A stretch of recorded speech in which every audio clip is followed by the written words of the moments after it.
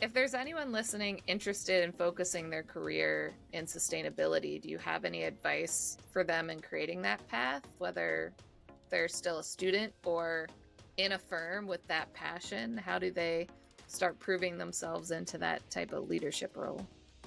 So, I mean, not to make this a kind of like a pitch for my book, but I really did write the book with these people in mind. So Mm-hmm. I do think it would be valuable. Um, Sustainability is a very specific attitude around design. And it's not like you design something and then you kind of make it sustainable later on. But sustainability is like a broadening of our concern when we're designing. So we care about obviously how things look. We also care about the health of the people. We also care about the ecology. We care about the health of the planet. And all those things kind of contribute to what the design ultimate ends up being. So just like really considering why you're doing what you're doing, who is that benefiting, how is a design move creating value kind of beyond maybe what the client asked for or what the kind of aesthetics that you're going for are. And the other piece of advice I would give is like go check out how the projects turned out. So we talk a lot about post occupancy. I think post Mm-hmm. occupancy is one of the most important things from a sustainability standpoint. Um, if, whether that's like checking out utility bills to see if the energy use of a building matches what was predicted, or is it good or bad? Um, Yeah. Checking out how the like you can measure air quality, you can measure daylight, you can go to like when we make decisions, how does that impact the real world? And then obviously interviewing people, asking them how they're experiencing the spaces.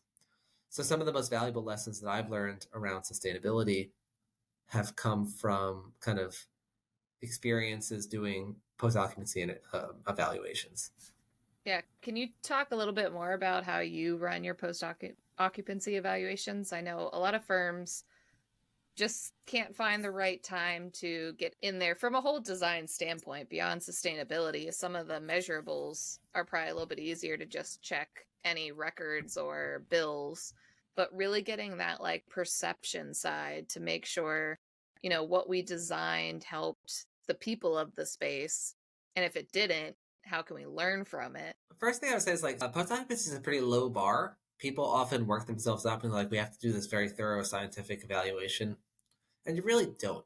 I mean, showing up at a completed building and making intentional observations, like are people sitting in the parts of the building what we expected them to be sitting? Maybe they are. Maybe people pulled over additional chairs because it's such a great environment that then more people want to spend time there. Mm-hmm. Maybe nobody is where we thought they were going to be, and maybe it's too glary, right? Maybe it's too loud, right? We can understand that. So, showing up at a building and just taking pictures, observing, maybe talking to people. I mean, you can learn so much in just an hour.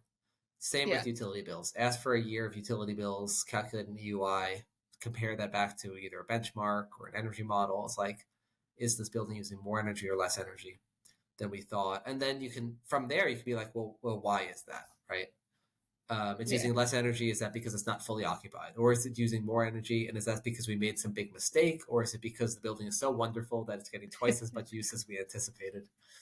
And that really Yeah. matters, right? If you find that it's using more energy, it's like you got to know whether which one of those it is. Yeah. If it's Um, a design or a people thing and how they're right. using it. Yeah. But overall, I mean, there's I like to describe post occupancy as like this three-legged stool where in a building we use energy to alter the environment to improve the experience of people.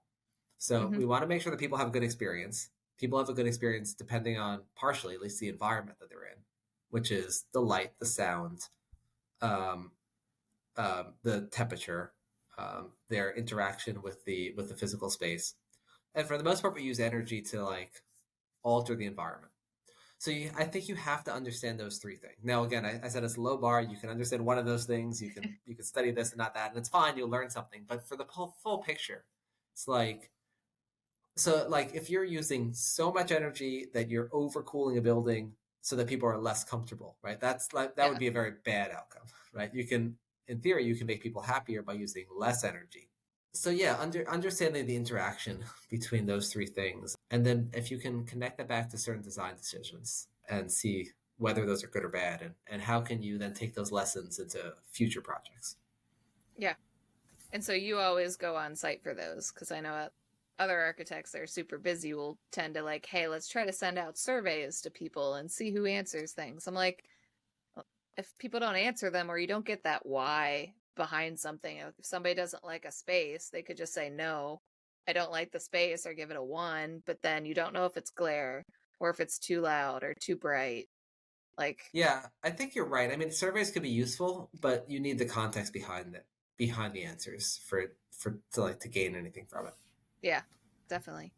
Um, Shifting over to some of your work you do outside of all of the BORA and your consulting firm, I know you're an active AIA member with COAT, so it's Community on the Environment. Can you tell us a little bit about what you're doing on the committee, what that committee is about, if anybody has no idea what COAT is?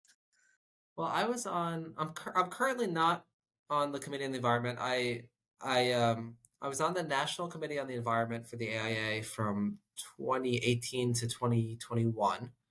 Um, and it's a role that you apply to. It's a 3-year term. The group is about 10 people, and what they really do is kind of lead sustainability from the perspective of the institute.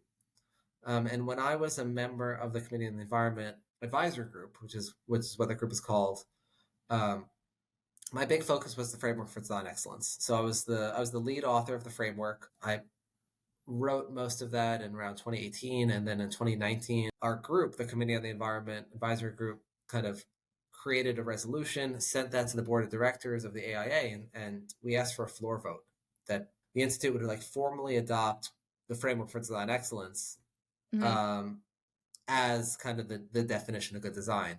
And that vote passed. So we do have a formal kind of framework for design excellence. And if you're not familiar with it, check it out on the AI's website, but it walks through design for integration, design for energy, design for water, design for change.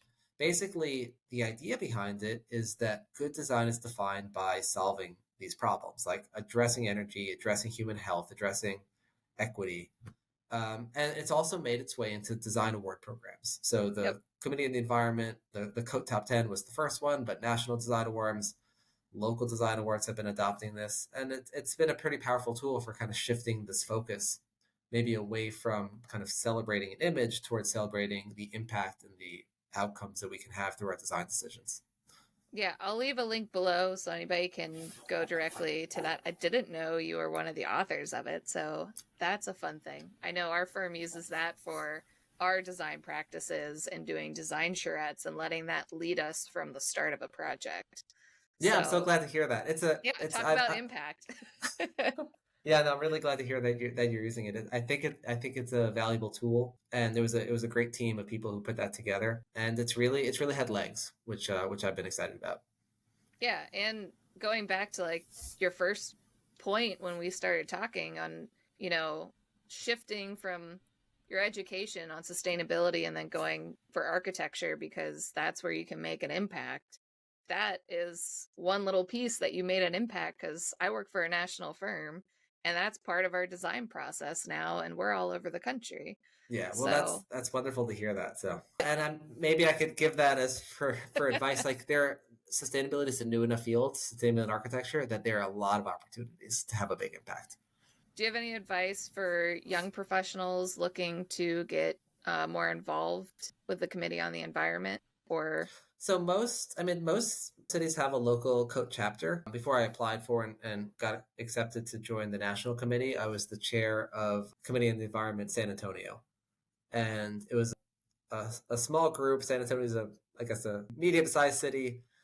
We had maybe 10 members or so, but we did a lot of good work there, and we created some good educational programming around the topics that we thought were very important. And I know that COAT chapters around the country are doing really, really good work. So I definitely recommend getting involved with the local COAT chapter. There's a national network. So there's if you're involved with COAT, the national committee kind of gets all the local committees on a call once a quarter to kind of coordinate efforts between the various chapters. It's a really good community, and I'm always impressed by what the various local COAT groups are kind of creating in their communities.